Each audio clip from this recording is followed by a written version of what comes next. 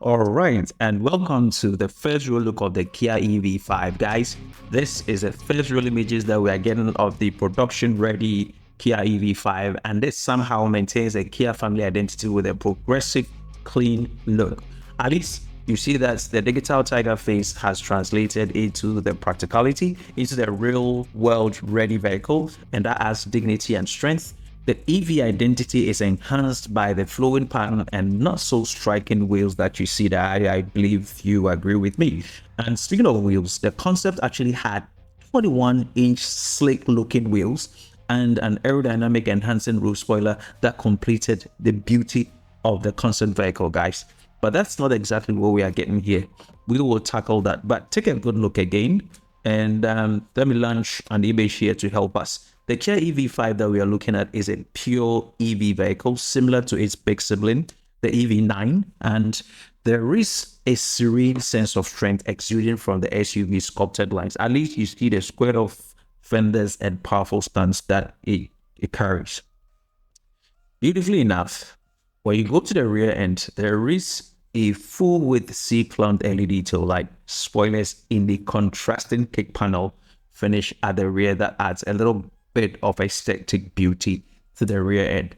But I am not so much encouraged and I am not so excited because what I'm looking at doesn't have the sharpness that we saw in the concept.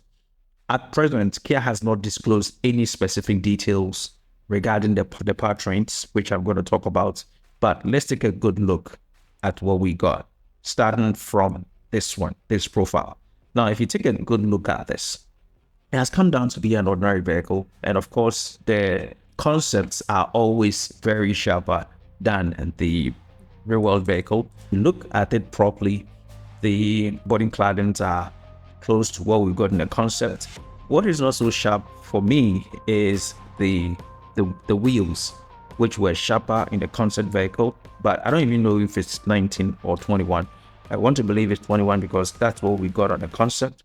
When you come to the lip spoiler of the face of this vehicle, it has actually changed to become more practical, I believe, and it doesn't carry that sharpness that we saw, as I earlier stated. Now let's go to the back end and see again. You see the C-clamp shape tail lights, which are still here, hasn't gone anywhere. But getting to the lower third of the rear, you see there are a lot of changes to make this vehicle realistic and practical of the concept, which has taken a little bit of the sharpness that we got from the concept that we. But again, you see a very wide panoramic sunroof, mode roof, and you've seen the flashing door handles here. You are also seeing the squared off fender racks and the plastic body claddings that were found on this one. I think it looks okay. Maybe the pictures are not doing great, but then in time we'll get more quality photos and even the actual thing to be able to judge it. I'll leave you to do that for yourself. But one thing I want to point out before I move on is the fact that we are getting two different setups of the wheels. So if you look at that end, yes, you see, we've got two different setups, which I think maybe in time we'll get to like it. But as you take your time to look through, let me also go ahead. Like I earlier stated, Kia has not disclosed any specific details regarding the powertrain options. However, it is highly likely that the EV9 will utilize the same electric global modular platform, the EGMP, which is similar to that of the EV9. And this suggests that it may offer both a single and dual model configurations, employing a downsized version of the setup found in its larger brother. I am also of the opinion that we might get a high performance GT version down the line, as we saw on the Kia EV6. And as you take a closer look to find more details, let me rattle about possible spec sheets here. So battery capacity is likely to sit between 77.4 kilowatts to 90 kilowatts and yield around 300 miles of range.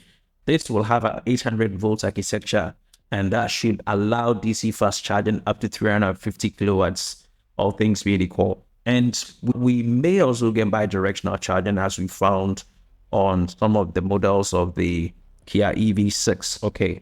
Now, it's a bit early for us to talk about pricing, but my team and I expect that the Kia EV5 will start from about $40,000 and climb all the way to $50,000 for the top and dual model trims, guys. And the competition is usually around a raft of competitors when it comes to electric crossovers of this size. So we are looking at the Toyota BZ4X. We're also looking at the Nissan Ariya and Volkswagen ID4, possibly the Tesla Model Y and Ford Mustang Mach-E. They may all fall in that same category, but it is expected to launch in China around this time to the latter part of the year. That's why we are seeing these images coming in, and Autostop is going to continue to update you on it. So if you haven't subscribed, please do, and put on a notification bell so that as soon as we do, you'll be notified. And it will be followed to other markets in the first half of 2024, guys. And we're not so sure about that. Possibly a 2025 model year in the North American markets. But whatever the case is, we'll continue to update. So if you are really interested, stay tuned, subscribe, and click on the notification bell for this. But let me ask you this. Would you actually consider the EV5 as your first electric vehicle? Share your thoughts in the comment section below, guys. This is what we've got for you this evening. Thank you so much. Have a great day until meeting time again. Bye-bye.